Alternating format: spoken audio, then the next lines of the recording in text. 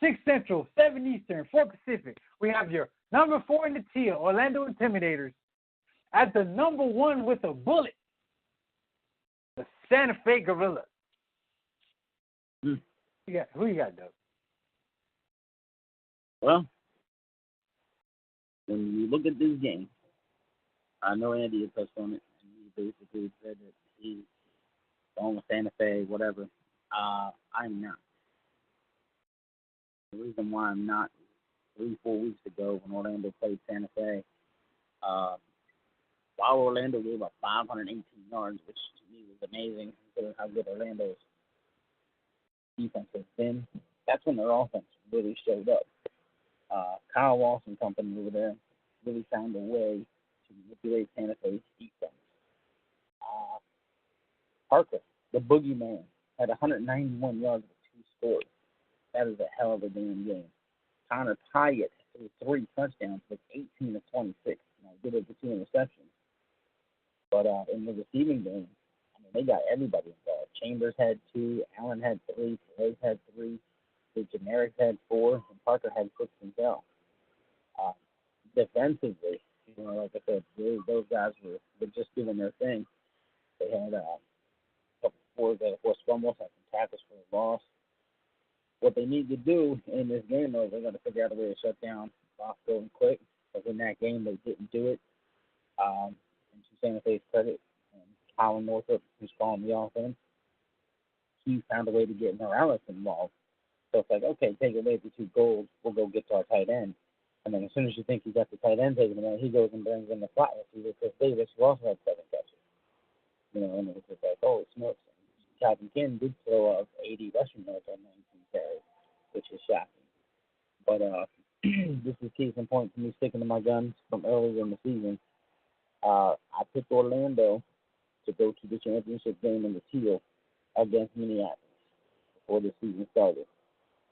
And of these 4 games, this to me is the biggest underdog going in paper, but the underdog's already defeated the favorite convincingly. And it wasn't like it was just a little victory, it was convincingly. They led from start to finish. Orlando never trailed in that game. Went to half up 24-21, and then outscored them 21-7 in the second half. So, 45-28, I believe it was. So, at the end of the day, it was 45-28, 45-30, I forget which one it was. But either way, Orlando will win this football game, in my opinion. And it's not going to be as high scoring as that one. I think Orlando can win this game with 30 points.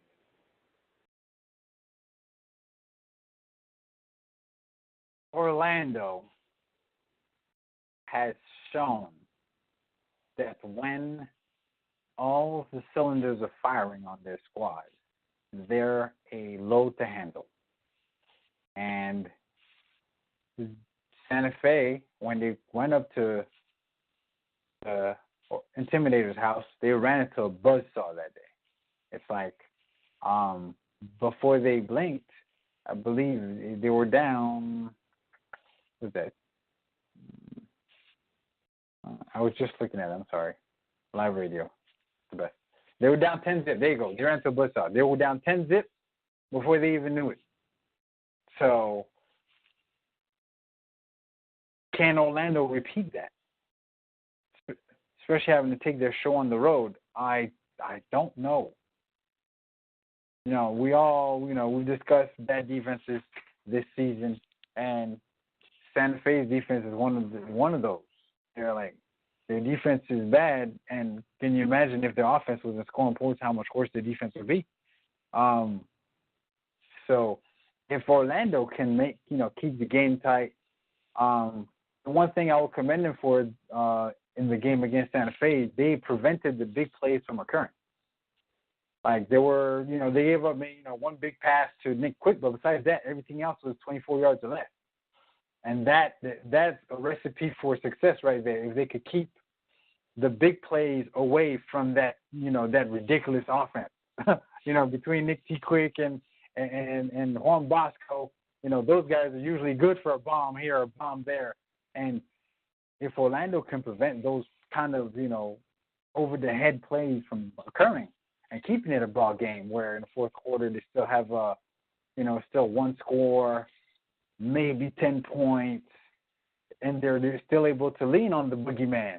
And the boogeyman is hammering away at Santa Fe's defense, having them to force them to honor the run, where then Cody Pye could drop back and with a play action here and play action there and hit him over the top, to Perez or to Allen or to Chambers, But it all depends on whether or not they could keep the big plays from occurring. And as I just said, Orlando, especially with this being their swan song, I don't see them not willing to do everything possible, to prevent big plays from occurring.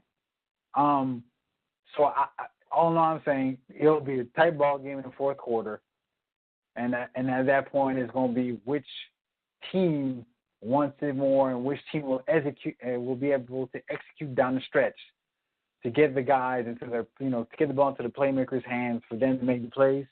And at the end, I just like Santa Fe's offensive playmakers better than I do Orlando's. And that's why I like Santa Fe. It's going to be a close ball game. Santa Fe, probably by 3 at home against Orlando. But that's how I see the game playing out, where it's going to be close. Orlando's going to prevent all, big plays from occurring, where Santa Fe got to matriculate the ball down the field effectively every drive to score. And then in that case, when Orlando gets the ball, Zach Parker's still in the game, so he'll be able to do his damage. But I can't see either team running away with this one early, unless, a quarter it becomes a turnover fest, and then, nobody could see that coming. So I like Santa Fe here, and I like him by, 3 points. It's going to be a one-possession ball game in the fourth quarter, and I like Santa Fe to outlast Orlando in this one.